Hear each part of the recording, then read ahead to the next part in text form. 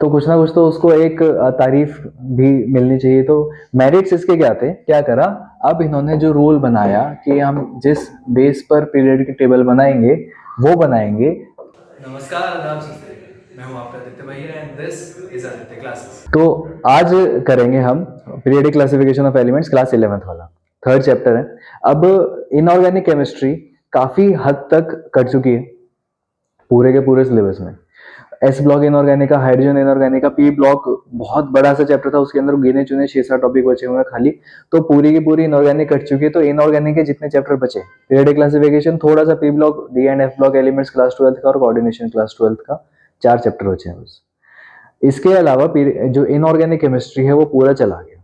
अब पहले तो 33% इनो आते थे, फिजिकल, इनऑर्गेनिक और ऑर्गेनिक। अब इनऑर्गेनिक का इतना पोर्शन जा चुका, तो इन चैप्टर से थोड़ी वेटेज बढ़ जाएगी, प्लस जो पोर्शन बच गया उसकी वेटेज जाएगी ऑर्गेनिक केमिस्ट्री के अंदर। तो आज जो इनऑर्गेनिक केमिस्ट्री के जो 4 चैप्टर बचे उसमें आज एक करेंगे। सबसे पहला पीरियडिक क्लासिफिकेशन। तो इसको और आगे वाले सारे चैप्टर्स को ध्यान से करना इसीलिए जरूरी है बिकॉज इन सबकी वेटेज अब आगे बढ़ती जाएगी। सबसे एक एक क्वेश्चन तो श्योर है कि इन चारों चैप्टर से एटलीस्ट एक क्वेश्चन तो आएगा ही आएगा। किसी से 2 भी आ सकते हैं, लाइक कोऑर्डिनेशन बड़ा चैप्टर है, 2 आ सकते हैं। पी ब्लॉक से तो एक ही आएगा बिकॉज काफी पोर्शन उसका घट चुका, इससे भी एक ही आएगा। डी एफ और कोऑर्डिनेशन कंपाउंड से 2-2 क्वेश्चन आ सकते हैं, इन दोनों से तो एक एक ही आएगा, इतनी तो श्योरिटी है। तो अब सबसे पहले जो इस चैप्टर के अंदर सबसे पहली चीज आती है वो है need for classification. Need for classification का मतलब कि हमें जो एलिमेंट्स को क्लासिफाई करना है तो वो क्लासिफिकेशन की जरूरत क्या है, क्यों क्लासिफिकेशन करना है। तो need for classification is simple कि भाई हमें उसको आसानी से पढ़ना है कि हमारे पास भाई 112 एलिमेंट्स हैं, उन सबको एक साथ कैसे पढ़ें। तो इस वजह से क्या करते हैं, उनको सबको ग्रुप्स और पीरियड्स में क्लासिफाई कर देते हैं ताकि उनकी जो स्टडी है वो आसान हो जाए, उनको आसानी से पढ़ा जा सके। हमें ग्रुप के अंदर चीजों को रख दे और पूरे ग्रुप को एज ए होल स्टडी करें except for studying the individual elements. तो सबसे पहला क्लासिफिकेशन यही होता है। क्लासिफिकेशन का जो सबसे पहला अटेम्प्ट था वो अटेम्प्ट किया गया था ट्राइड बनाकर। ट्राइड्स मतलब 3-3 एलिमेंट्स का ग्रुप बनाया था। डॉबरिनर ने सबसे पहले ट्राइड्स बनाए थे और ट्राइड्स में उन्होंने 3-3 एलिमेंट्स के ग्रुप बनाए थे। अब इन 3-3 एलिमेंट्स के ग्रुप में उन्होंने क्या कहा कि जो फर्स्ट एलिमेंट और थर्ड एलिमेंट है इनके मास का जो एवरेज आएगा, मतलब इनके मास को 2 से डिवाइड करें तो वो सेकंड एलिमेंट का मास बन जाएगा। इसके और इन तीनों की जो प्रॉपर्टीज हैं वो सेम प्रॉपर्टीज आएंगी। ऐसे करके उन्होंने एलिमेंट्स को क्लासिफाई किया था। इसके बेस पर सिर्फ वो 3 ट्रायड्स ही फॉर्म कर सके, इसके आगे ट्रायड फॉर्म ही नहीं हुई, ये इसकी एक लिमिटेशन है। तो सिर्फ यहाँ पर 3 ट्रायड्स फॉर्म किए गए और दूसरा ये एटॉमिक मास पर बेस्ड थी, इस वजह से ये पीरियडिक टेबल सक्सेसफुल नहीं हो पाई। इसका अगला अटेम्प्ट न्यूलैंड ने किया था। न्यूलैंड ने ऑक्टेव बनाया था। तो ऑक्टेव जैसे कि मतलब यहाँ पर हो गया 8 का ग्रुप, 8 एलिमेंट्स को इन्होंने एक साथ ग्रुप किया था। तो जस्ट लाइक जो सिंगिंग नोट्स होते हैं सारे गा मा पा धा नी सा,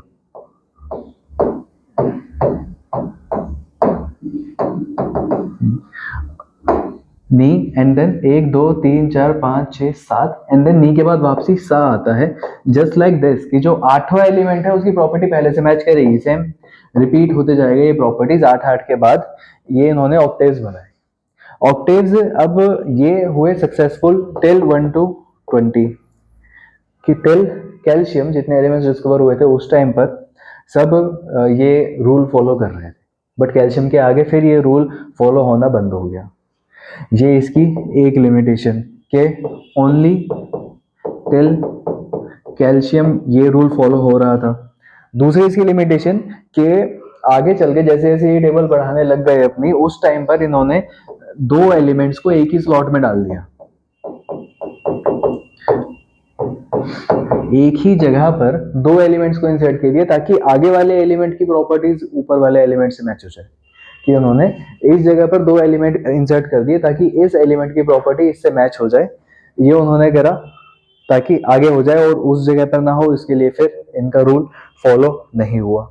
तो ये इसके 2 लिमिटेशन है। तीसरा ऑब्वियसली कि ये मास पे बेस्ड था। Then Mendeleev periodic table. तो मेंडलीव ने एक बहुत लंबी चौड़ी पीरियडिक टेबल बना दी।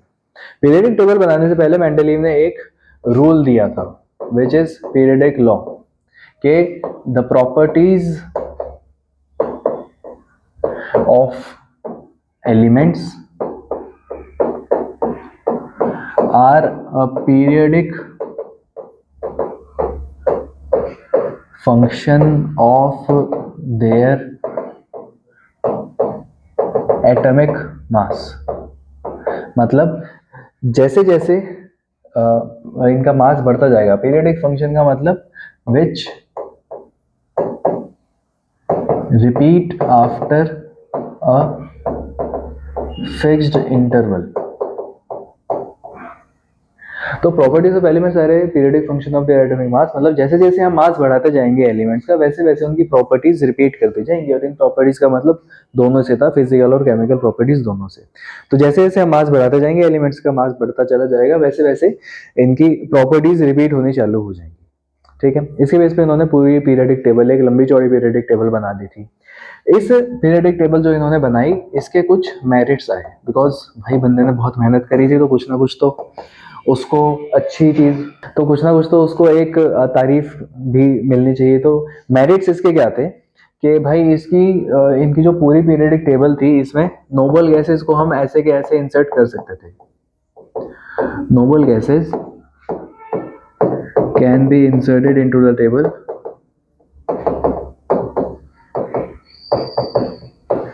बड़े आराम से, कोई दिक्कत नहीं थी। नोबल गैसेस को इस टेबल में हम आराम से डाल सकते थे बिना ओरिजिनल टेबल को डिस्टर्ब किए। ठीक है, कि पूरा का पूरा इन्होंने टेबल बना रखा है और वहीं के वहीं हमने दूसरे नोबल गैसेस को डाल दिया, एक एक्स्ट्रा पीरियड एंड में अटैच किया और उसके अंदर नोबल गैसेस को डाल दिया। ओरिजिनल टेबल से कोई लेना देना हमारा था ही नहीं। दूसरा कि he left some spaces in the table for the undiscovered elements. उन्होंने उस टाइम पर जो जो एलिमेंट्स डिस्कवर नहीं हुए थे, उनकी प्रॉपर्टीज को प्रेडिक्ट कर दिया था कि, और उनके लिए जगह छोड़ दी थी कि भाई ये वाले एलिमेंट बाद में डिस्कवर होंगे, अभी डिस्कवर नहीं हुए, उनकी जगह छोड़ दी। कि उन्होंने मास के बेस पे लगाया, बट मास के बाद मान लो 10 के बाद 12, जो 12 मास वाला एलिमेंट था वो डिस्कवर नहीं हुआ, 14 वाला डिस्कवर हो गया, तो 10 के बाद ही जंप टू 14, बीच में एक जगह खाली छोड़ दी कि भाई ये वाला एलिमेंट बाद में डिस्कवर होगा। और इसकी प्रॉपर्टी ऊपर नीचे वाले एलिमेंट से मिलती जुलती रहेगी। और उसके नाम में उन्होंने एका लगा दिया, जैसे गैलियम के आगे उन्होंने वो एका एल्यूमिनियम लगा दिया कि भाई ये वाला एलिमेंट बाद में डिस्कवर होगा। तो ये उनके कुछ मेरिट्स थे। डीमेरिट मतलब लिमिटेशन की बात करें तो सबसे पहला था पोजीशन ऑफ हाइड्रोजन, वो फिक्स नहीं कर पाए थे। पोजीशन ऑफ हाइड्रोजन, अब हाइड्रोजन की कुछ प्रॉपर्टीज होती हैं जो ग्रुप नंबर 1 से मैच होती है, कुछ प्रॉपर्टीज होती हैं जो ग्रुप नंबर 17 से मैच होती हैं। तो अब उसको उन्होंने रखा ग्रुप नंबर 1 के साथ, ग्रुप नंबर 17 के साथ नहीं रखा। तो इसका रीजन स्पेसिफाई नहीं कर पाया कि 1 के साथ ही क्यों है, 17 के पास क्यों नहीं है, ये रीजन स्पेसिफाई नहीं हो पाया था, पहला। दूसरा, पोजीशन ऑफ आइसोटॉप्स।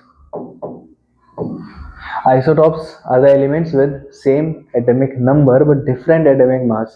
अब अगर दो आइसोटॉप्स हैं, उन दोनों का मास अलग अलग है, हाइड्रोजन के 3 आइसोटॉप्स हैं, तीनों का अलग अलग मास है, एक का 1, एक का 2, एक का 3 है।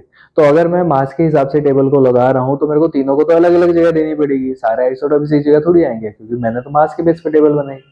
मास के बेस पे टेबल बनाने का मतलब हर एक अलग अलग एलिमेंट, जिस एलिमेंट का मास अलग है उसकी जगह अलग होगी उस टेबल में। तो जब हाइड्रोजन के 3 आइसोटॉप है, तीनों का अलग मास है, तो तीनों को अलग अलग जगह मिलनी चाहिए, बट तीनों हाइड्रोजन एक ही जगह रखे। तो आइसोटॉप्स की पोजीशन को वो क्लियर नहीं कर पाए कि आइसोटॉप्स की क्या पोजीशन होनी चाहिए exactly.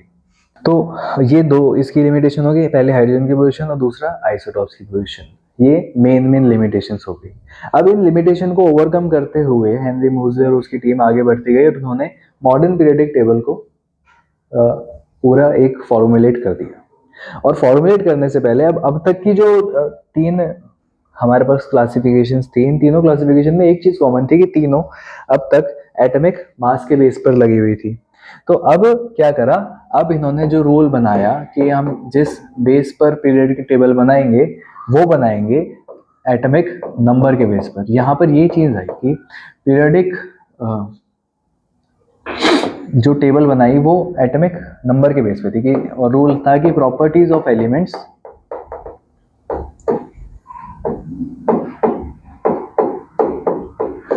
Are a periodic function of there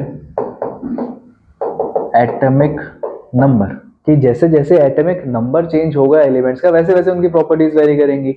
अब एटॉमिक नंबर के बेस पर एक लंबी चौड़ी टेबल बना दी गई और वो है हमारी modern periodic table. Modern periodic table के अंदर कुछ उसकी शक्ल ऐसी सी है, ये यहाँ पर दो ग्रुप आते हैं, ग्रुप नंबर 1 और ग्रुप नंबर 2। ग्रुप नंबर 1 के अंदर आते हैं हमारे पास अल्काली मेटल्स, ग्रुप नंबर 2 के अंदर आते हैं हमारे पास एल्कलाइन अर्थ मेटल्स, और यहाँ पर आते हैं ग्रुप नंबर 13 से लेकर ग्रुप नंबर 18। ग्रुप नंबर 18 में आ जाती है हमारे पास सारी की सारी नोबल गैसेस। ग्रुप नंबर 17 के अंदर आ जाते हैं हेलोजेंस। ग्रुप नंबर 16 के अंदर आ जाते हैं चैल्कोजेंस, ऑक्सीजन की फैमिली। इससे पहले आते हैं 15, वो नाइट्रोजन वाली फैमिली, और ऐसे करके पूरा ग्रुप बनता है। शुरुआत वाले दोनों ग्रुप को बोला जाता है एस ब्लॉक एलिमेंट्स, क्योंकि इसका जो वैलेंस इलेक्ट्रॉन है वो एस ऑर्बिटल के अंदर होता है। लास्ट वाले 6 group R P block elements, इनका जो वैलेंस इलेक्ट्रॉन है वो पी ऑर्बिटल के अंदर होता है। बीच वाले सारे ग्रुप नंबर 3 से लेकर ग्रुप नंबर 12 तक ये हैं D block elements. These are वो मेटल्स जिनका जो वैलेंस इलेक्ट्रॉन है वो डी ऑर्बिटल में होता है। यहाँ पर तो ये सारे मेटल्स हैं, इधर ये सारे हैवी मेटल्स हैं, इधर मिक्स है। शुरुआत में मेटल्स आते हैं, बीच में मेटलॉइड्स आते हैं, लास्ट में नॉन मेटल्स आते हैं। और फिर नीचे इस पूरे घर से बाहर निकाले हुए 2 मेंबर और पड़ जाते हैं जिनको लेंथेनॉइड और एक्टिनॉइड कहा जाता है। पहला ग्रुप लेंथेनॉइड, दूसरा ग्रुप एक्टिनॉइड्स का होता है। These R F block elements, क्योंकि इनका जो वैलेंस इलेक्ट्रॉन है वो एफ ऑर्बिटल के अंदर लाई करता है। ऐसी हमारी पूरी पीरियडिक टेबल होती है। अब पीरियडिक टेबल के अंदर हमने नोमेनक्लेचर, तो जैसे जैसे एलिमेंट्स डिस्कवर होते गए उनका नोमेनक्लेचर होता गया। एक हमारे पास संस्था है IUPAC, international union of pure and applied chemistry. ये वो एक ऑर्गेनाइजेशन है जो सारे के सारे एलिमेंट्स का जो फाइनल नोमेनक्लेचर होता है वो डिसाइड करती है कि इस एलिमेंट का नाम क्या होगा। Elements are named after the place where they are discovered, या किसी को ऑनर करने के लिए उसके नाम पे रखा जाता है, या कंट्री के नाम पर, जगह के नाम पर, जिसने डिस्कवर किया उसके नाम पर। ऐसी कई सारी कंडीशंस होती है जिसके बेस पर उसको डिस्कवर किया जाता है। अब विद एडवांसमेंट ऑफ साइंस की भाई मान लो अब कई जगह पर स्टडीज चल रही हैं, उन स्टडीज के अंदर हमने मान लिया कि भाई एक जगह पर इंडिया में मान लो चेन्नई के पास कहीं पर एक एलिमेंट डिस्कवर किया उन्होंने, सेम टाइम पर यूरोप में कहीं पर वही एलिमेंट डिस्कवर किया, और दोनों ने IUPAC के पास अपनी एप्लीकेशन भेज दी कि भाई हमने ये एलिमेंट डिस्कवर किया है। अब उसका नाम किसके बेस पे पड़ेगा? हर कोई चाहता है कि भाई हमने डिस्कवर किया तो हमारे नाम पर आया, तो हमारे कंट्री के नाम पर, स्टेट के नाम पर, जिस बंदे ने डिस्कवर किया उसके नाम पर, ग्रुप ऑर्गेनाइजेशन कोई भी हो, कि भाई हमने डिस्कवर किया तो हमारे नाम पर हो, पहले किसने डिस्कवर किया उसके नाम पर। ठीक, तो अब इस कंफ्यूजन को दूर करना, अब एक बच्चा तो पैदा हो गया, ठीक है, अब उस बच्चे का नाम क्या रखा जाए?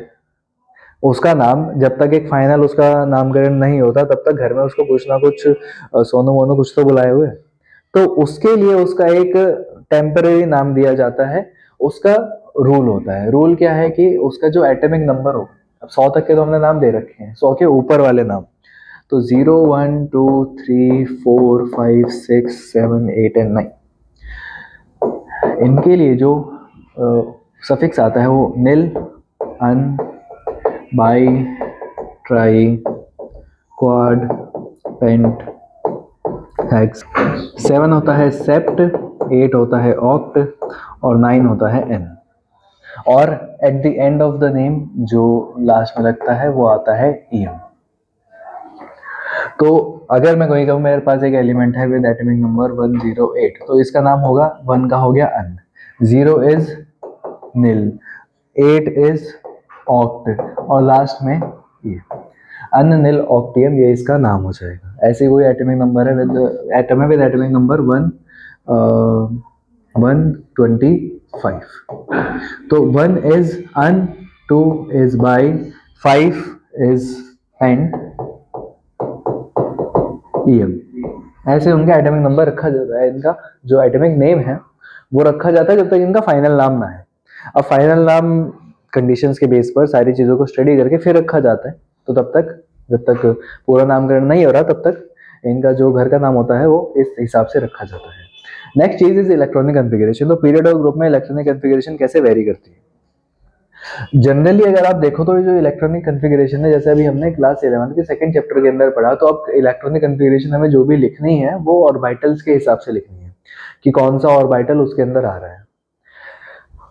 जो पीरियड की जब हम बात करते हैं तो जो मॉडर्न पीरियडिक टेबल है हमारे पास, उसके अंदर ग्रुप तो 18 आ जाते हैं और पीरियड आते हैं ऐसे, वो होते हैं 7। तो in modern periodic table we have 7 periods. अब इन सातों पीरियड को देखो तो इसके अंदर जो इसका हमारे पास प्रिंसिपल क्वांटम नंबर होता है वो हमेशा पीरियड के बराबर ही होता है। Principal quantum number of the valence electron वो हमेशा पीरियड के बराबर होता है, ठीक है। तो इसको अगर हम देखें और ग्रुप के अंदर देखो तो हमारे पास टोटल 18 ग्रुप्स हैं, और इसमें इसको अगर हम ब्रेक करें 1 और 2 एंड देन 13 टू 18 के अंदर, तो यहाँ पर 2 वैलेंस इलेक्ट्रॉन्स होते हैं और यहाँ पर वही 3 से लेकर 8 वैलेंस इलेक्ट्रॉन्स होते हैं।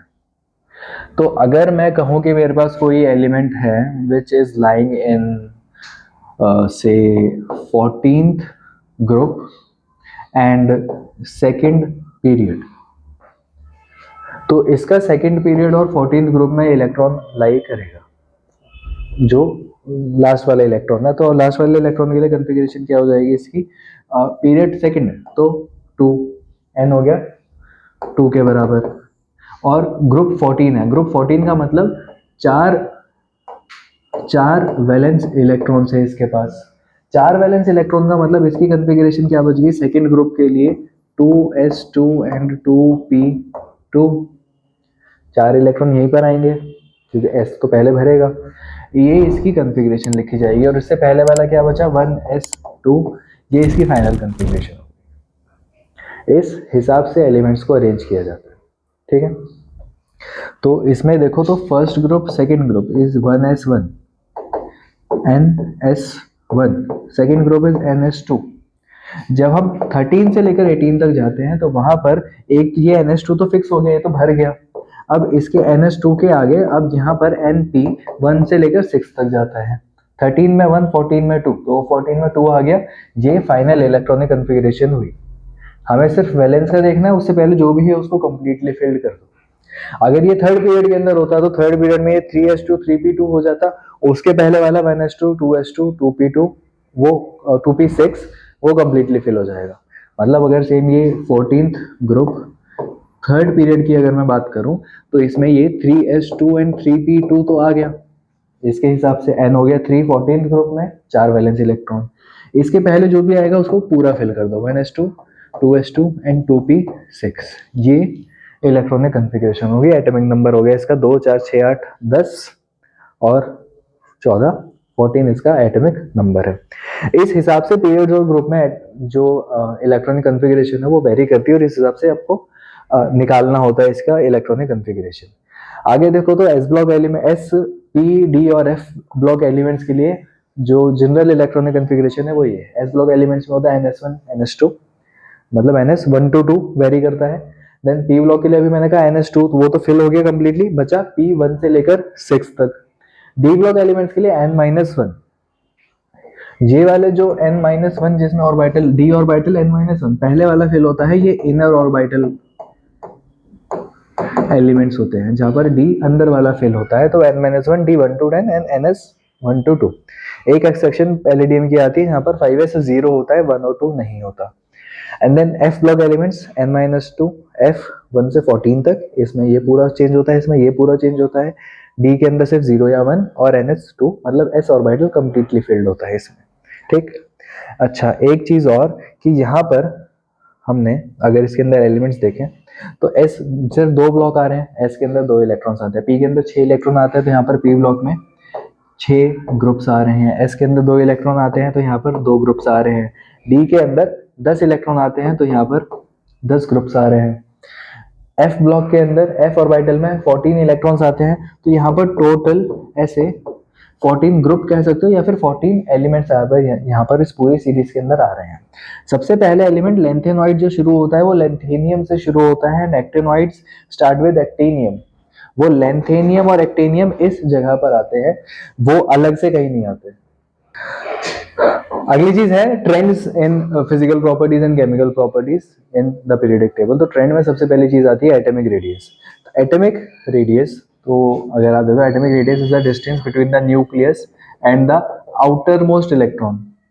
न्यूक्लियस और सबसे बाहर वाले इलेक्ट्रॉन के बीच का जो डिस्टेंस है वो हमारा एटॉमिक रेडियस है। जैसे जैसे हम एक पीरियड के अलोंग आगे बढ़ते हैं वैसे वैसे सेम जो शेल है उसी शेल के अंदर और न्यूक्लियॉन्स ऐड हो रहे हैं और इलेक्ट्रॉन्स ऐड हो रहे हैं। आगे जाते जाते शेल नहीं बढ़ रहा, सेम शेल के अंदर न्यूक्लियॉन्स और इलेक्ट्रॉन्स ऐड हो रहे हैं। Electrostatic force of attraction is K Q1 Q2 by R square, मतलब force is directly proportional to the product of charges. जैसे जैसे न्यूक्लियॉन्स मतलब पॉजिटिव चार्ज और इलेक्ट्रॉन्स नेगेटिव चार्ज बढ़ता चला जाएगा वैसे वैसे फोर्स ऑफ अट्रैक्शन बढ़ती जाएगी। इस वजह से आगे चलते चलते along the period size decrease हो जाता है एक एटम का। और जैसे जैसे हम नीचे जाते हैं डाउन द ग्रुप जब हम जा रहे हैं उस केस में क्या होता है, नया शेल ऐड होता चला जाता है, इस वजह से साइज इंक्रीज होता है। तो यहाँ पर साइज डिक्रीज होता है due to increased force of attraction, और यहां पर साइज इंक्रीज होता है ड्यू टू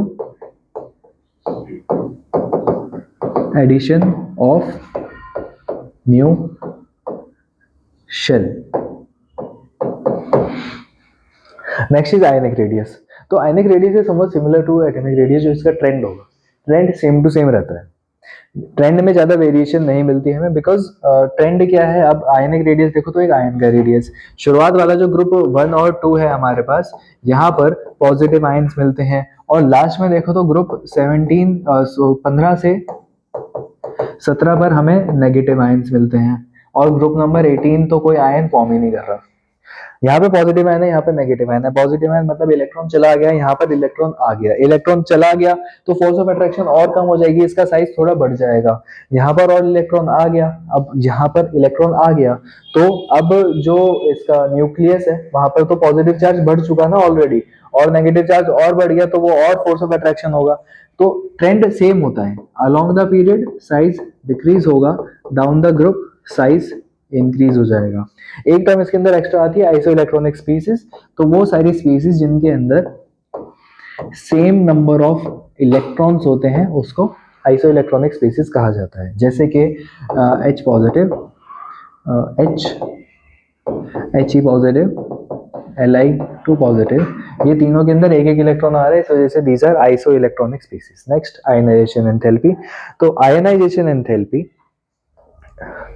एंथैल्पी का मतलब होता है एनर्जी, तो energy required to form an ion is ionization enthalpy. Ionization enthalpy हम पढ़ते हैं सिर्फ मेटल्स के लिए, कि हम एक मेटल को, एक मेटल आयन को कितनी एनर्जी प्रोवाइड करें, कितनी एनर्जी प्रोवाइड करें कि वो एक metal ion an positive ion form करे और एन इलेक्ट्रॉन्स को रिलीज कर दे। This is ionization enthalpy, total energy given to a metal atom to form an ion। अब ये एक एक करके ही इलेक्ट्रॉन निकाले जाते हैं, जैसे कि अगर मेरे को एल्यूमिनियम है, aluminium forms Al3 positive ion. अभी 3 पॉजिटिव एक साथ थोड़ी तीनों इलेक्ट्रॉन निकालता है, पहले Al से Al पॉजिटिव बनता है, फिर Al पॉजिटिव से Al2 पॉजिटिव बनता है, और फिर उससे Al3 पॉजिटिव बनता है, एक एक करके होता है। तो इसके लिए जो आयनाइजेशन एंथैल्पी होती है इसी ऑर्डर में मेजर की जाती है, कि first ionization enthalpy, then second ionization enthalpy, then third ionization enthalpy. और हर एक जगह पर स्टेबिलिटी को कंसीडर करते हुए आयनाइजेशन एंथैल्पी की वैल्यू अलग अलग होती है। यहाँ पर आप देखो तो यहाँ पर थर्ड आयनाइजेशन एंथैल्पी सबसे कम होगी, बिकॉज यहाँ पर जो एंड प्रोडक्ट है वो सबसे ज्यादा स्टेबल मिल रहा है। ऐसे इनकी आयनाइजेशन एंथैल्पी की वैल्यू वेरी करती है। अगर मेरे पास सोडियम है, सोडियम में मेरे को Na से Na पॉजिटिव बनाना है, एक ही इलेक्ट्रॉन निकालना है, बन गया स्टेबल प्रोडक्ट। अगर इधर से मेरे को Na2 पॉजिटिव बनाना हो, this is the first ionization enthalpy and this is the second ionization enthalpy. In this case हमारे पास क्या है, एक फर्स्ट आयनाइजेशन एंथैल्पी Na से Na पॉजिटिव बन गया, एक stable product. Ionization enthalpy energy मेरे को कितनी देनी पड़ेगी? अगर मेरे को स्टेबल प्रोडक्ट मिल रहा है तो मेरे को कम एनर्जी देनी पड़ेगी कि आसानी से स्टेबल प्रोडक्ट मिल रहा है। वो तो चाहता है ना कि मैं कन्वर्ट हो जाऊं एक स्टेबल प्रोडक्ट में, हर कोई चाहता है, तो कम एनर्जी देनी पड़ेगी। देन Na पॉजिटिव से Na2 पॉजिटिव एक अनस्टेबल प्रोडक्ट बनाने के लिए ज्यादा एनर्जी देनी पड़ेगी, बिकॉज वो तो स्टेबल है ऑलरेडी, स्टेबल से अनस्टेबल जाना है, तो यहाँ पर ज्यादा एनर्जी देनी पड़ेगी। तो इस केस में second ionization enthalpy is much greater than first ionization enthalpy. अब इसी चीज में एक टर्म आती है स्क्रीनिंग इफेक्ट या shielding effect. For bigger atoms क्या होता है कि जो बाहर वाले इलेक्ट्रॉन्स होते हैं, कि अगर मैं ये एक एटम कंसीडर करूं कि मेरे पास यहाँ पर एक ये एटम, इस एटम का मेरे पास ये सेंटर हो गया। अब इस सेंटर पर है न्यूक्लियस। न्यूक्लियस से हमारे पास जो बाहर इलेक्ट्रॉन्स हैं उसके ऊपर एक फोर्स ऑफ अट्रैक्शन तो लगती है, और ये मैंने दो शेल्स क्रिएट कर दी। अब यहाँ पर मान लो यहाँ पर कुछ इलेक्ट्रॉन्स, यहाँ पर एक इलेक्ट्रॉन है, इधर इलेक्ट्रॉन्स है,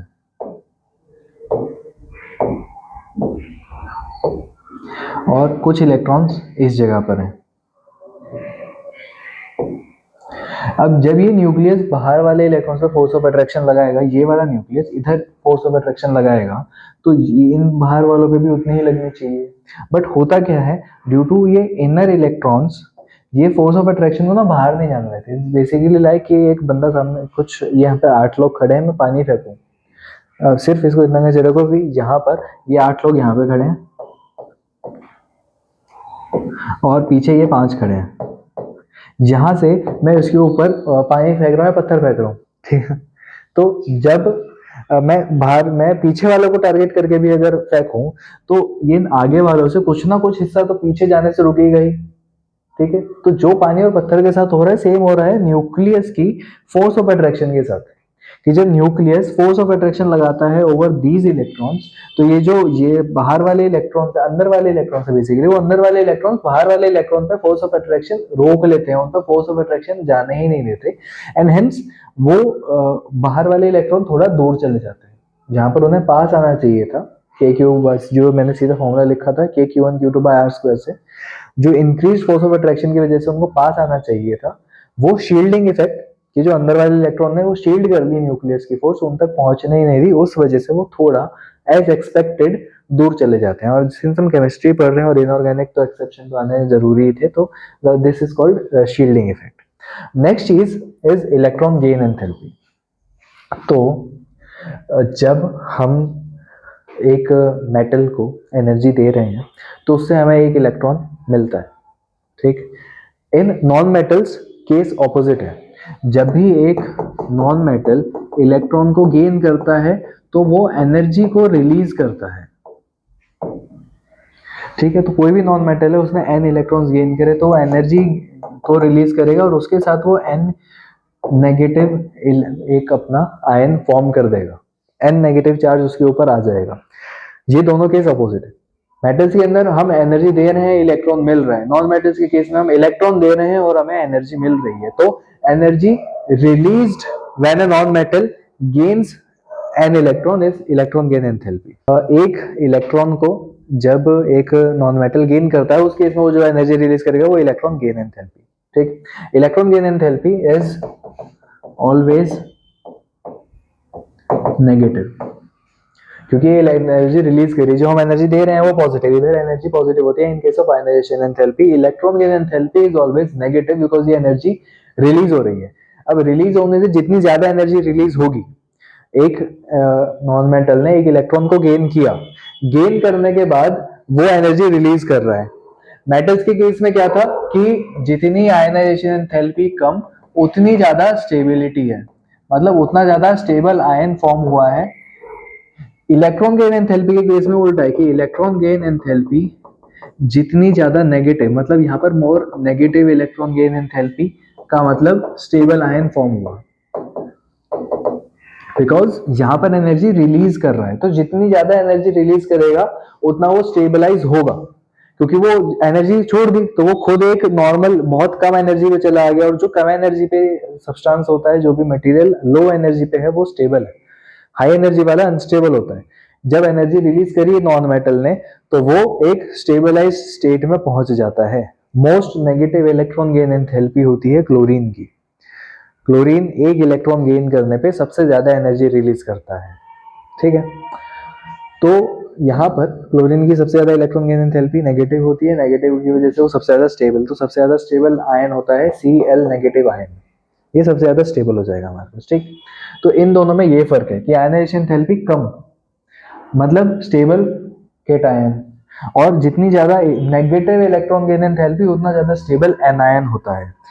ट्रेंड देखो तो अगर हम अलोंग द पीरियड आगे बढ़े और अलोंग द ग्रुप आगे बढ़े, पीरियड के साथ साथ आगे जाते जाएंगे तो tendency to lose an electron कम होती चली जाएगी, बिकॉज हम मेटल से नॉन मेटल की तरफ मूव कर रहे हैं, तो आयनाइजेशन एंथैल्पी बढ़ती चली जाएगी, बिकॉज इलेक्ट्रॉन निकालना मुश्किल होता चला जाएगा, और नीचे जाते जाते क्या है, जो बाहर वाला इलेक्ट्रॉन है वो दूर जाता जा रहा है, एनएच उसको निकालना और आसान है, एनएच आयनाइजेशन एंथैल्पी कंटिन्यूअसली कम होती चली जाएगी। फॉर इलेक्ट्रॉन गेन एंथैल्पी अगर हम देखें तो along the period and group, period के अंदर क्या है कि जब हम पीरियड की तरफ जा रहे हैं उस केस में ज्यादा नेगेटिव ये होता जा रहा है, तो यहाँ पर ये इंक्रीज कर रहा है इन नेगेटिव, मतलब ज्यादा एनर्जी रिलीज हो रही है, इस केस में इंक्रीज करने का मतलब ज्यादा एनर्जी देनी पड़ रही है, और इस केस में ज्यादा बढ़ने का मतलब ज्यादा एनर्जी ये रिलीज कर रहा है, और यहाँ पर ये डिक्रीज होता चला जाएगा, मतलब हम अब ये कम एनर्जी रिलीज कर रहा है। ये है टिल ग्रुप 17 तक। ग्रुप नंबर 18 में electron gain enthalpy is positive, मतलब उससे इलेक्ट्रॉन हमें देने के लिए एनर्जी भी देनी पड़ती है, क्योंकि वो तो पहले से ही स्टेबल है, तो स्टेबल के अंदर अगर मेरे को एक आयन फॉर्म करना है उसका, तो इलेक्ट्रॉन देना और इलेक्ट्रॉन के साथ साथ उसको एनर्जी भी देनी पड़ेगी, बिकॉज वो पहले से स्टेबलाइज्ड है। तो ग्रुप नंबर 18 की electron gain enthalpy is positive.